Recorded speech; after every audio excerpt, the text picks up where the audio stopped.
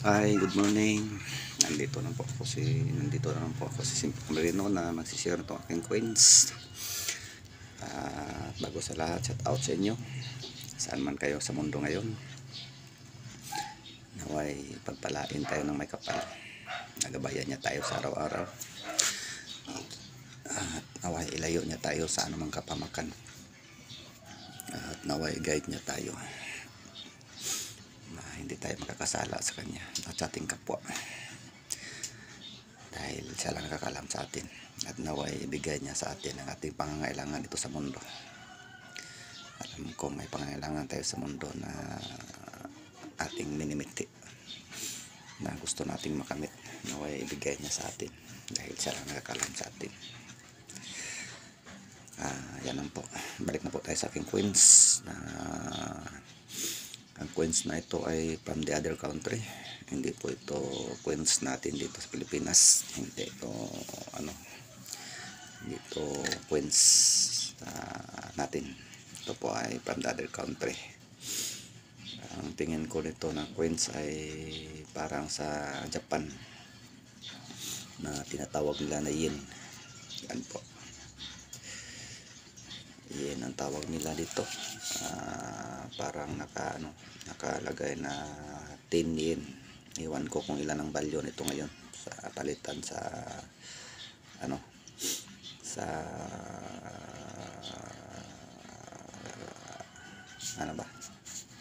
sa bangko sa mga palitan nito kasi ito po ay binigay lang sa akin na coins. Pinapakita ko lang sa inyo na idadagdag ko sa aking koleksyon na isang Japanese coins na ako po yung nagpapasalamat na mayroon ako nito. Kung mayroon kayo nito, napakaswerte nyo. Ingatan nyo dahil darating ang panahon na hanapin ito ng mga collectors na kagaya ko na kumukulit din ng coins. Ang coins na ito ay parang bronze. Sa kulay niya, kulay bronze o genuine bronze ba ito, authentic bronze na ang kanyang kapal ito po. Parang ba to? Parang ilang lang to. Yan po ang kanyang kapal.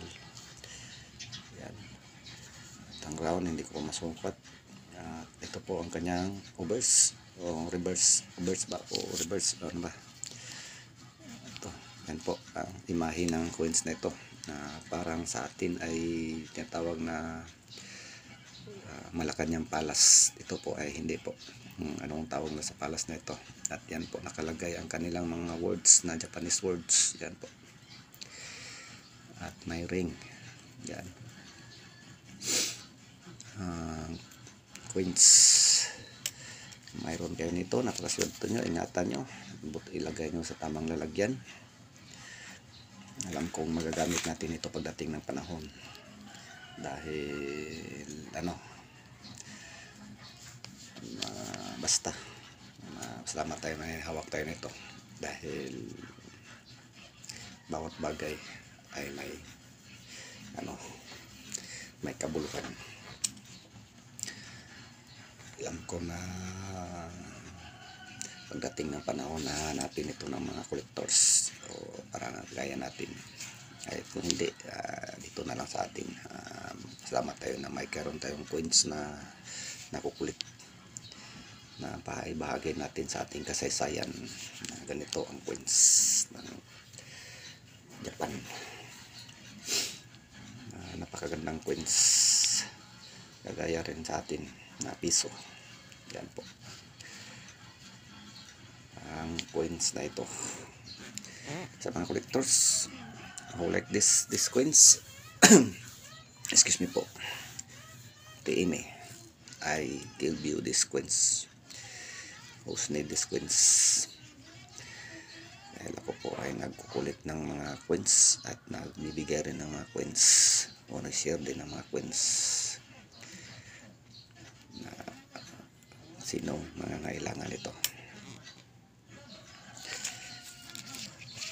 Yan po ang ating napakagandang coins na parang 10 yen. Hindi ko po sigurado po. Para yen kasi ang tinatawag ng coins. Yan.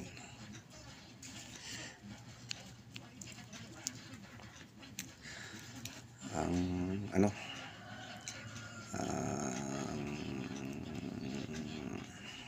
naririnig ko lang po sa yen ay napaka ano,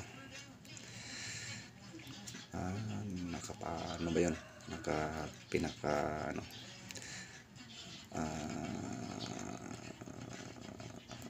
ang 1 yen o 1 piso ay parang ano, equivalent ng, basta lapad tawag nila sa ano, 10,000 yen ba yun, nakapalit na ano, sa piso natin ay parang 4 to 5k. Yan po, kaya napakalit lang dito sa atin to na value, pero ingatan na rin natin dahil ano, napakandang coins. Salamat tayo na hindi tayo nakapunta sa ibang bansa, mayroon tayo nito na Japanese coins. Kaya pasalamatin ako na mayroon ko kayo. Kung mayroon kayo nito, salamat din kayo.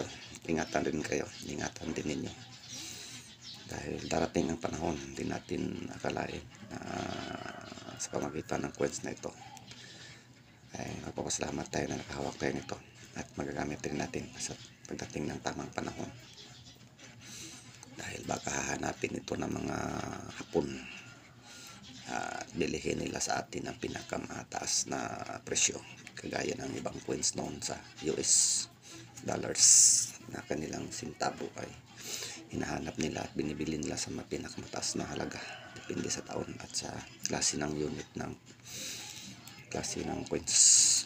Hanggang dito na lang po. Maraming salamat. Naway pagpalain tayo ng makapal at naway huwag niyong kalimutan mag-subscribe. At kung mayroon kayong katanungan, comment lang kayo sa comment section at paki-press na rin sa notification bell. Paki-post naman sa notification bell para naman tumutunog ang aking bell, at paki-likes na rin para naman po na ano, masayahan tayo na may nagla-like sa ating video. Hanggang dito na lang. Maraming salamat. Huwag kalimutan mag-subscribe, likes, at sa mga katanungan nyo sa may comment section na lang sa baba. Maraming salamat. Bye-bye.